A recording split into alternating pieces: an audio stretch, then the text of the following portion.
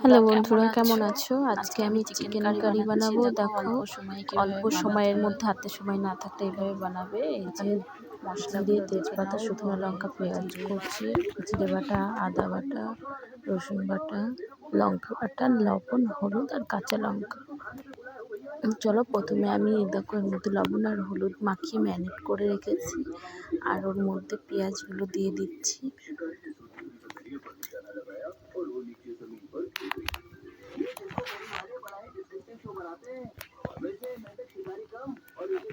এরপর ওর মধ্যে আমি বাটা সব মশলা দিয়ে দেবো। প্রথমে দিয়ে দিচ্ছি তোমার জিরে বাটা, তারপরে দিয়ে দেবো আদা বাটা, রসুন বাটা,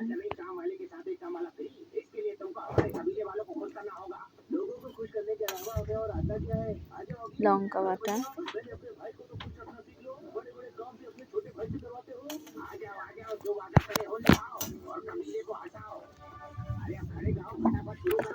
তেল দিয়ে দিচ্ছি। এবার ভালো করে মেখে ম্যারিনেট করে নেবো। মাংসতে মশলা যাতে ভালোভাবে লাগে। দেখো, আমি খুব ভালো করে মেখে নিয়েছি, আমার মাখা হয়ে গেছে। এই যে দেখো,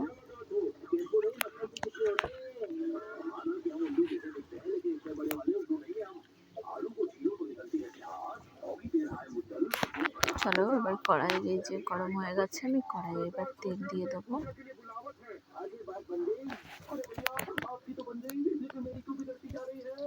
এবার দিয়ে দিচ্ছি শুকনো লঙ্কা ফোড়ন, দিয়ে দেবো জিরে আর তেজপাতা।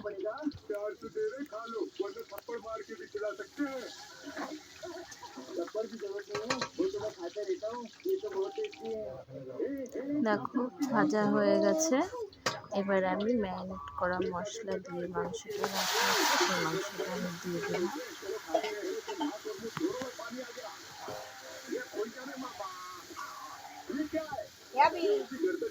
ভালো করে নাড়িয়ে চাড়িয়ে নিচ্ছি। দেখো, আর আমি গামলায় একটু জল দিয়ে মশলা লেগে আছে, ওটা ধুয়ে আমি ওর মধ্যে দিয়ে দিচ্ছি।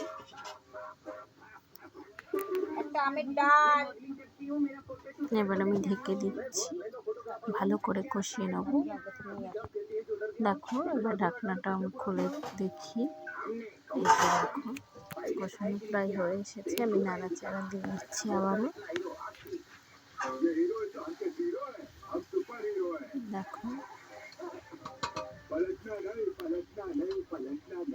এর মধ্যে আমি কটা কাঁচা লঙ্কা দিয়ে দিচ্ছি। হাতে সময় না থাকলে এরকমভাবে মেখে তুমি বসিয়ে দেবে, দেখবে খুব খেতে টেস্টি হবে, আর অল্প সময়ে রান্নাটাও হয়ে যাবে।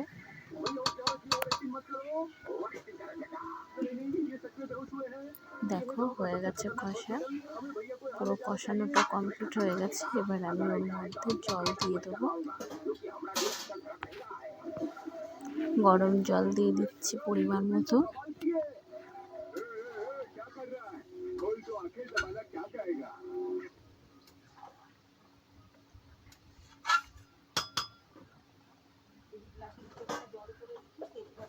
দেখো, ঝোলটা ফুটছে, দেখো ফুটে গেছে।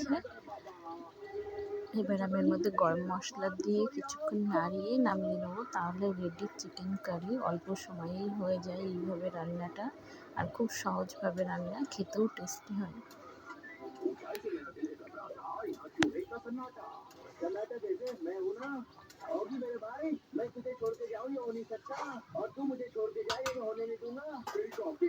এই যে পুরো রেডি, আমি এবার নামিয়ে নেব।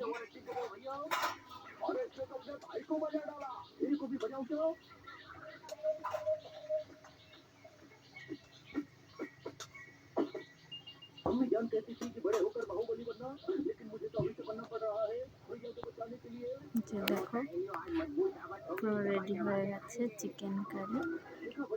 তোমরা কমেন্টে জানাবে কেমন হয়েছে। আমার চ্যানেলটাকে সাবস্ক্রাইব করো।